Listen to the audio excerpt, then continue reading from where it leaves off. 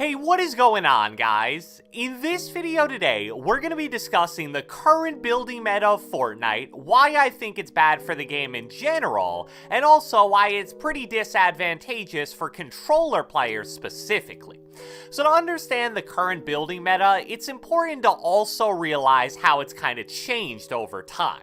The specific times of when each stage started and how long they lasted for aren't super important, but here's a brief overview.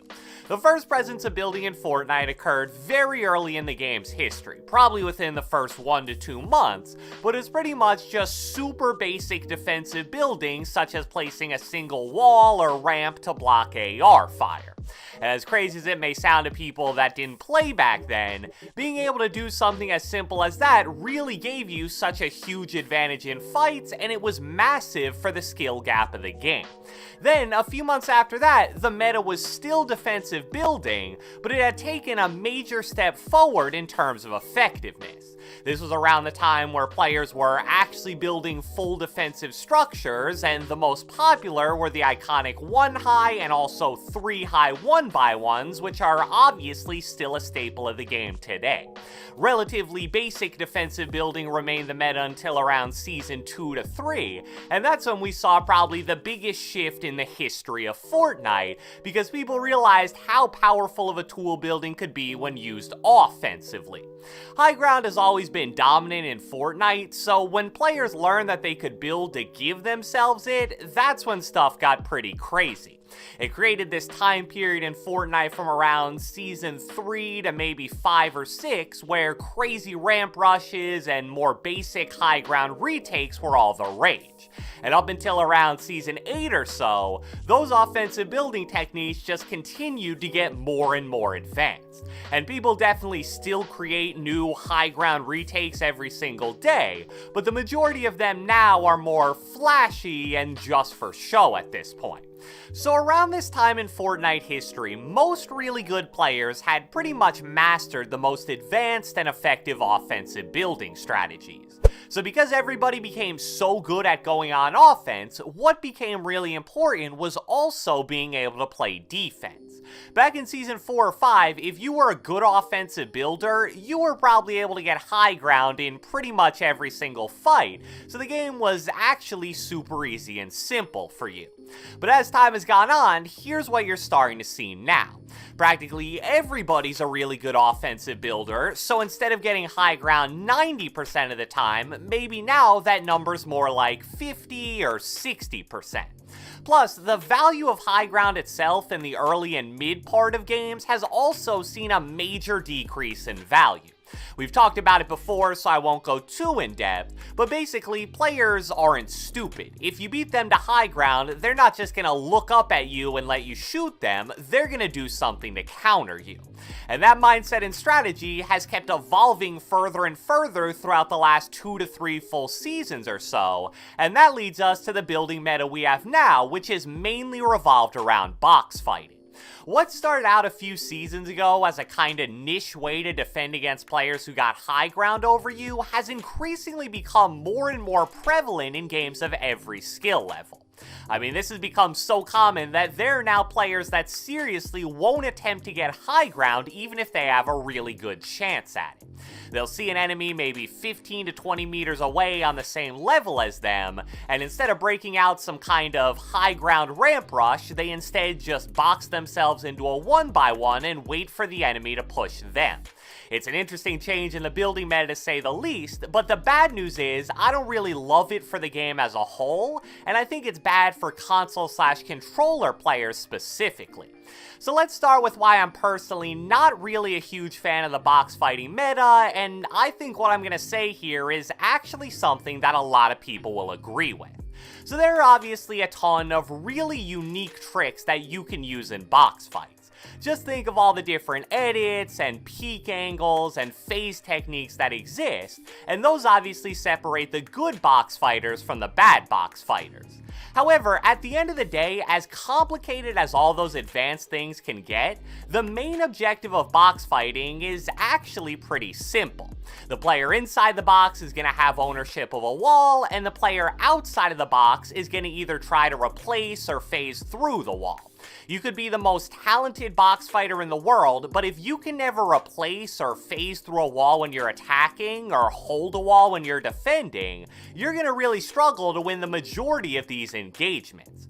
So the fatal flaw of box fighting, in my opinion, is the fact that those crucial elements of it are so dependent on ping, and are also probably slightly impacted by FPS on top of that. And it's funny because the coin flip based way of wall replacing I think would be a great way to prevent ping from having so much of an impact in box fights. But despite what Epic may say, pretty much everybody believes coin flip either isn't active or was somehow changed and pretty much ruined. Now, to be fair, ping and FPS definitely affect a lot of things in Fortnite, but its impact is considerably less noticeable when doing something like a ramp rush or high ground retake. And probably the most frustrating aspect of box fighting that's also heavily impacted by ping is spraying through walls. As a low ping player, luckily I don't experience this too frequently, but this has got to be the most frustrating thing in the entire world. I'll watch players with something like 50 ping play the game from time to time, and you'll literally see that in some fights, when they hold down turbo build, no bullets will get through their walls. And then in other fights, they'll do the same exact thing, and this time, a bunch of bullets will get through. And it's not like this happens on different days or in different lobbies. No. It varies from fight to fight, even in the same exact game. And obviously, spraying through walls is a huge part of box fighting, so that randomness associated with it just creates these super triggering and unavoidable deaths. I get that box fighting does take a lot of skill, don't get me wrong, but I strongly believe that this building meta basically revolves around trying to take advantage of Fortnite's biggest flaws. So now, let's talk about why controller players are specifically disadvantaged by this box fighting meta. Some of the reasons for this are kinda obvious, and others not so much. The most simple factor here is something that we've discussed before on this channel, so I'll keep it quick and simple. Box fighting is heavily dependent on making quick edits, quick resets, and hitting quick shots, and unfortunately for controller players, those are maybe the three biggest advantages that mouse and keyboard players have. Scroll wheel reset is absolutely insane, and editing plus flick shotting is so much easier with a mouse compared to using a little plastic thumbstick on a controller. They're going to be faster and more accurate with edits and shots, so it's a tough thing to deal with. And what this does is it forces controller players into playing over-aggressively in box fights. If you know that your opponent has every advantage in a slow-paced box fight where you trade edits and shotgun shots, you're not gonna do that. You're basically gonna say YOLO and spam a spray weapon at their wall trying to phase through. Now, that definitely can be a successful strategy if you're really good, but it's also very high risk. You'll notice that controller players are the people most commonly complaining about traps doing 150 damage. Why is that? Well, it's because if you phase through a PC player's box, if they're smart and have a trap, they're gonna place it on the wall or ceiling almost instantly, and that's gonna be all she wrote for you. So it's definitely a tough situation for controller players to be in. If you play passive, you're most likely putting yourself at a disadvantage, and if you play super aggressive, you're putting yourself in a high-risk situation. The other reason why box fighting is not ideal for controller players is because it doesn't really allow us to use our biggest strength, which is definitely mid-range aim with ARs. Sure, there definitely can be a little bit of that when box fighting, plus there are some opportunities to use aim assist with SMGs and maybe even shotguns if you play Legacy, but fighting for high ground is so much better for controller players compared to box fighting. That's because if you got high ground, you could use your AR to punish any players below you, and if you lost high ground, you could get some chip damage by ARing the high ground player from low ground. So those reasons explain why the vast majority of top box fighters, such as Click, Zexro, Booga, and Benji, are all on PC. So I hope you guys enjoyed this video, and if you watched the entire thing, be sure to let me know with a comment down the comment section below. What are your own personal thoughts on the box fighting dominant building meta that's currently in Fortnite? Be sure to leave a like, leave a comment, subscribe, turn on post notifications, do whatever the heck you want, and I will catch you guys next time.